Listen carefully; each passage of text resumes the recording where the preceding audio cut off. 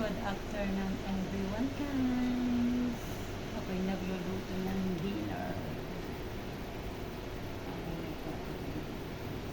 Tapit tayo. Kalahati.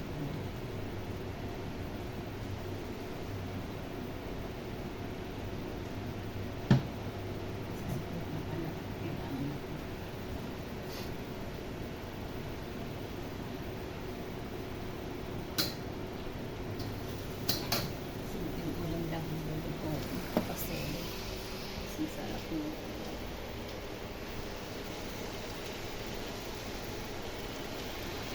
Cabbage at saka kaunti.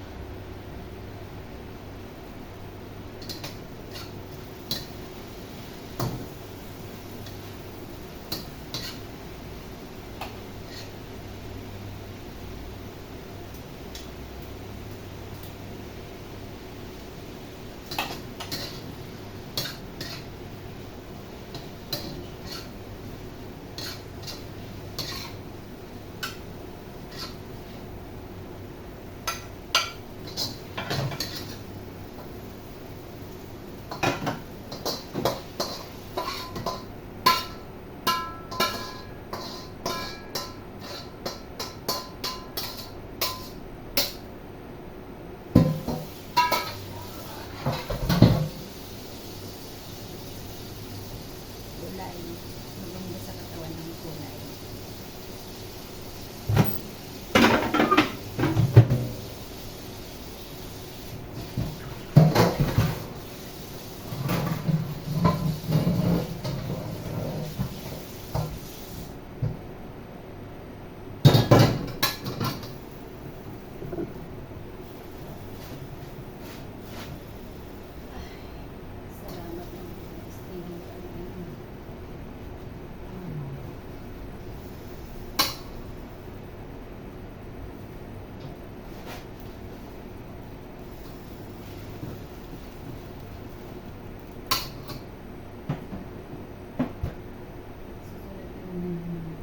Chili.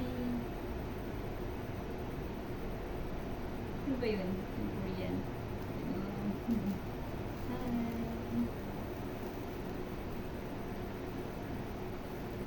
Ang init ng Singapore guys.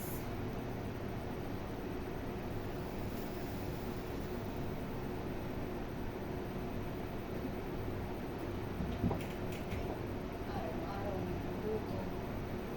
Tanghali.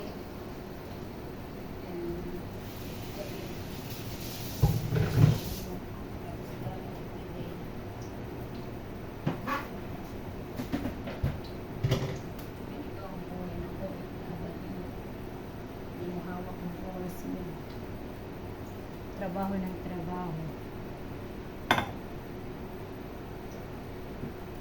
Sa pakinggan yung nasa abroad ka, pero maraming sakripisyo ang isang OFW.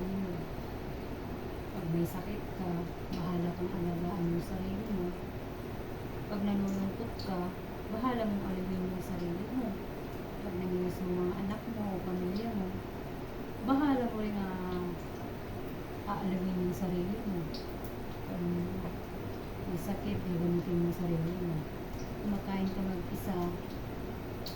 Tapos, pag yung mga importanteng okasyon para sa mga anak, katulad ng mga anak ko, wala ako sa tabi nila. Mahirap, pero pinapakita ko sa kanila na okay lang ako kahit minsan hindi talaga ako okay. Ganyan ang isang magulang. Dahil na ako, isang single parent, sumusuporta sa tatlong anak. Kaya, nagsasakripisyo ko dito sa ibang bansa para sa kanila. Sila ang lakas ko. Sa kanila ako kumukuha ng lakas sa araw-araw ng pakikibata dito sa ibang bansa. Islam, tiyaga at sipag ang kailangan pairalin sa ating mga OFW. Bye!